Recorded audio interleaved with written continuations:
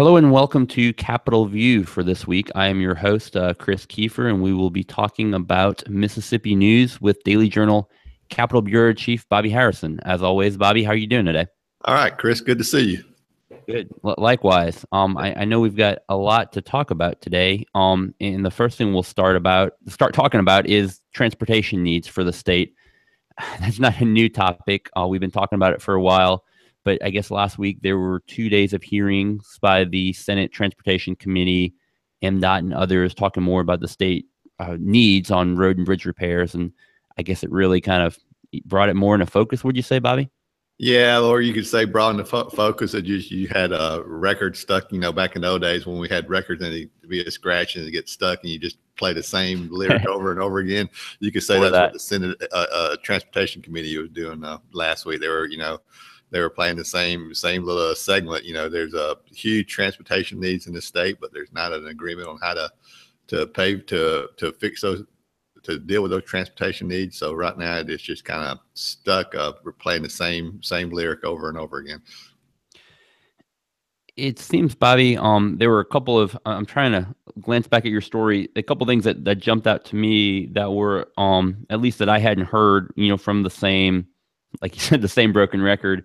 But maybe one of the biggest ones was, and I'm looking to get the exact detail, but essentially, if they don't do this soon, if they wait another 10 years to start on making these repairs, they'll be 14 times more expensive. Were there other things like that kind of jumped out at you? Well, I think there's a statistic in the story at the beginning of the story, I believe, Chris, talking about how just over the past few years, the number of substandard bridges and that's right, yep, pavement in poor condition, that number has grown each year, and so the longer we wait, the more cost is. The longer we wait, the cost of materials to do those repairs, the cost is going up. At the same time, the number of substandard bridges and poor pavement is also going up. So it's just a pretty dire situation in a sense that there's a need out there, but there's just not an agreement on how to address that need. You talk about the Department of Transportation said they need about $400 million more money annually to deal with the needs, and that doesn't even count the needs that the local governments have to deal with transportation issues that they're responsible for. So it's a pretty big problem. Sure, and as you said, it's not a new issue. There's been a couple of years. I mean, as you've written a lot going into the last legislative session, that was supposed to be one of the major issues that lawmakers were going to address, and nothing happened. And I know you've written a lot about the fact that there seems to be pretty growing consensus about the need. There's not a lot of debate on that. Where the debate seems to come in is how to pay for it. You had said in the preview maybe there was going to be some discussion at these hearings about that issue, some options for paying for it. Did that come up much in the discussion? Yeah, that kind of came up mainly on the first day, Chris. And they talked about raising the gasoline tax. I think I forget how much it was now. You have it in the story, but they talked about raising the gasoline tax, enacting a lottery. 7 cents. Yeah, 7 cents would, I think, generate about $160 $64 million. Yeah. Says, yeah. But there's not a consensus on that. People like Hob Bryan, senator from Amory, says, why do we want to raise the gasoline tax that would affect a lot of average Mississippians when last year the legislature voted to reduce the income tax, which you look at it, the reduction in income tax is almost the same amount as a 7 cent per gallon increase in the gasoline tax. So he says, why don't we just revoke that tax cut we passed last year? So you have issues like that. In addition to the income tax, there's a lot of tax breaks given to corporations that some people say we shouldn't be giving those tax breaks when we have the needs in the Department of Transportation. So there's just not an easy answer when it comes to the issue of how to pay for this. We're sounding like a broken record now, Chris. But yeah, right. In the lottery, some people estimate there's that's going to bring in about $80 to $100 million a year. So that would help if it was directed solely towards the transportation needs.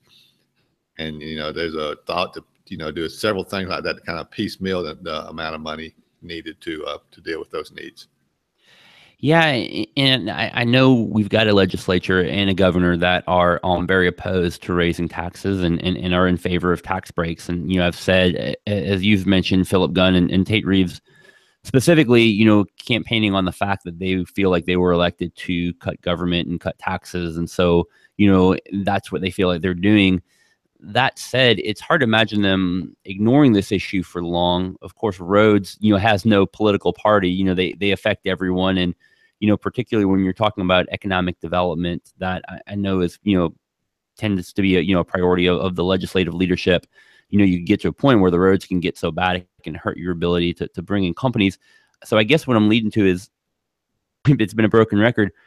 Are you starting to get any gut feeling on what might happen?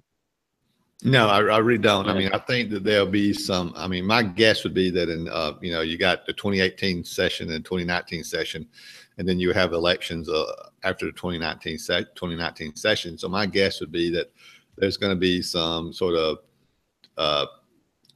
tinkering around the edges, if you will, to address the transportation needs, but no overall plan. But they'll do a couple of things during the 2018 and 2019 sessions. Maybe, for instance, large bond bills that would sort of especially deal with the bridge issue. But I just don't see an overall plan that would go for multi years to address this issue. Chris, if you look at the gasoline tax, I mean, and trust me, I'm not in favor of paying more for gasoline. Sure. And I think we're probably all going to have to pay a little bit more now with the events in Storm, Southeast Texas with a storm. But if compared to other states, we have we were at 18.4 cents per gallon for gasoline. We're a lot lower than most other states. So, that's the logical place to start. But some people, including the leadership, including Philip Gunn and Tate Reeves, are opposed to and have, at least in the past, voiced opposition to raising the gasoline tax. And if you don't raise, I mean, and that's the place you can go to get a large chunk of money. The other things they proposed have just been it'd be better than nothing, but it doesn't. Those other issues, the other things that they propose to generate money for the transportation system, just doesn't generate enough money to make a real dent in the needs. Hey, Bobby, do you think this will come up much? You mentioned maybe nothing till after 2019. Do you think this would become a campaign issue, or it's kind of the issue that just doesn't really generate a lot of buzz? Well, I mean, I think Jim Hood, who is Attorney General Jim Hood, who's viewed as a Democratic, leading Democrat contender for governor, is intent on trying to make it a campaign issue. So we'll just see how that works. Sure. I guess moving on to another issue that involves trying to find more funding, which is also like a broken record. You wrote in, I guess it was Sunday's paper, about the colleges and universities and kind of where they are. And it's just been a dramatic shift in where their revenue comes from. As you wrote in 2000, 56% of the revenue for the 8 public universities came from tax collections, and only 32% of it was from tuition. And as state funding cuts have happened more and more over the years, by the current year, that shift is now more money comes from tuition, from 32% to 67% is from tuition. And the amount from the state has gone down from 56% to 28%. And that's just in 17 years. So in response to that, the universities have requested a large budget increase for the next year. A 14.6% increase, or $97 million more than they got for the current year. I guess kind of talk more about that and maybe the politics behind it. Well, I mean, those numbers you cited, Chris, I mean, they're just amazing to me. I mean, that's been a trend that's been going on, obviously, for a long time. But but I say for a long time, but then, in just, 16, 17 years, it's just, the universities are dependent on, the public universities, not the private universities, but the public universities are dependent on, tuition more than they are dependent on public funds to operate. It's just incredible, the shift. And that's going to keep on occurring, I think, as tuition continues to be raised and while the the universities are asking for more money from the legislature for a 2018 session. There's no indication that they're going to get a significant bump in revenue. The tax collections continue to be sluggish at best. They're not, tax collections aren't growing in Mississippi. Most people think it's a combination of a mediocre economy and the fact that the legislature has reduced so many different tax tax cuts, just made a lot of tax cuts, like corporate taxes and whatnot. Yeah, they just across the board, they've just reduced so many different types of taxes, mainly corporate taxes. But there's been some individual, some sales taxes that individual pay. They've been reduced too. So it's just an ongoing theme that there's not enough revenue to fund state government. Many people believe, but as you said, Speaker Philip Gunn and Lieutenant Governor Tate Reeves say they campaigned and won on the issue of cutting government spending. So that's what's happening now. So we just see how the 2019 electorate feels about all these cuts. Somewhat related question, Bobby. So the reason this funding information has come out, this funding request has come out, is right now is the time of year where all these agencies are making a request to the budget committee, and then eventually the budget committee, which is help me through it. I know it's Philip Gunn, Tate Reeves, and there's 14 members on it. Appropriation. Okay, so it's a 14-member committee. Sort of who's who in the legislature. You got the appropriations chairs. You got the finance and ways and means chairs and some other key legislators on this committee. So while it's just a recommendation, this recommendation does carry a lot of weight with the full legislature. That was my question is, they'll make a recommendation. The governor will make a recommendation. How much weight do these recommendations, how close are these recommendations usually end up to the final product? Well, they're a roadmap, but, they're going to, the governor and that budget committee you referenced will meet probably in October or November and set a revenue estimate, which, that's the amount of money that will be available to appropriate during the 2018 session. Now, late in the 2018 session, before they do the final budget, traditionally the budget committee will meet again and update that revenue estimate. So, with that updated revenue estimate, of course, they have a tremendous impact on what the final budget looks like. So, what in other words, in the short, what the budget committee recommends is significant, but until that final revenue estimate occurs in probably mid to late March, we won't know what the final budget numbers are going to look like. Got it. Another issue you've written a good bit about lately is Medicaid and some, I guess, controversies there, and maybe the biggest one involves the contract and how it was awarded. Is that right? I guess tell us more about what happened there. Yeah, we're talking about I think about 7% of the Medicaid recipients are in managed care programs where these companies, these managed care companies, get a set amount of money to provide services to pay for the health care of the people that they cover. And so these are obviously big contracts. And this past session, the legislature agreed to right now there's 2 managed care companies in Mississippi. In this past year, the legislature agreed to allow a third company to come into the state or to provide these managed care services. And the legislature also passed into law that the Mississippi hospitals could form its own managed care company. But the Mississippi hospitals didn't get that third contract. The California company did. The Mississippi hospitals claimed that the process was not fair, that they didn't get the due consideration. So now, the hospitals have filed a lawsuit against Medicaid, and it's in court. And the governor has asked Medicaid re-examine these contracts and get some other people involved. So it's just kind of creating a bunch of hard feelings between the hospitals and the Division of Medicaid. And you're talking about health care for about probably a little less than a quarter of the state's population. So it's a big deal. It's a lot of money. For that. For those people on Medicaid, but it's also a big deal for the healthcare providers. If it wasn't for Medicaid, a lot of healthcare providers, including a lot of local hospitals, would have a hard time surviving. So, this is going to be an important issue going forward. And as you said, it's a lot of money. I think the 3 contracts together you wrote are $2 billion. So, a lot on the line. Bobby, one more issue before we let you go.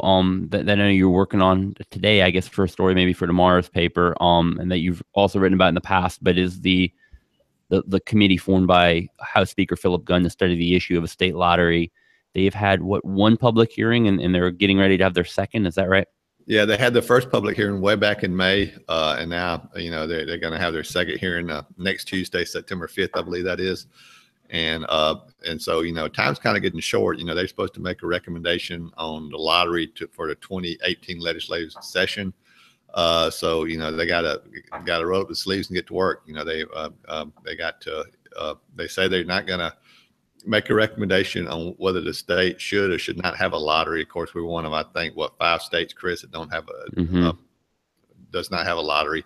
And so they said they're not going to make a recommendation on whether the state should or should not have a lottery, but just a recommendation on the issues surrounding the lottery. How much money it would generate, the pros and the cons, who would be impacted by the lottery, and of course, the key thing would be then whether the leadership, Philip Gunn in the House and Tate Reeves in the Senate, allow the legislature to have a full and open debate on this issue. If they do, I mean, my guess would be that we'll have a lottery sometimes after the 2018 session, but we'll just have to see if the leadership's ready to have that debate. Anything particular you're expecting to come out of the second hearing, or to be? Well, they're gonna, after that first hearing, the members, which include 5 legislators, went to Arkansas, neighboring Arkansas and Louisiana, where they have lotteries. And they looked at those operations. They're going to come back and discuss what they found there. Some people say that there's a lot of similarity, at least in terms of population, between especially Arkansas and Mississippi. So there's a lot of focus on the Arkansas lottery and sort of kind of extrapolating that to what it can mean for Mississippi. Chris, just for our sake, the study committee includes 2 Northeast Mississippians, Nick Bain, a Democratic House member from Corinth, and Mac Huddleston, a Republican member of the House from Pontotoc. They're both on the committee, and they're both, say they're opposed personally to the lottery, but they're going to try to provide a fair and accurate assessment of what the lottery could mean for Mississippi. Sure. Well, you can read about that again in tomorrow's Daily Journal, and all these issues have not come to their conclusion yet. And Bobby will be writing more about all of them. Follow them again in the Daily Journal or at djournal.com. Thanks for joining us again, Bobby. Thanks for coming and sharing your knowledge. And we will see you again next week. Remember, you can catch Capitol View each Monday at 2 o'clock at djournal.com. Have a good one. Thanks, Chris.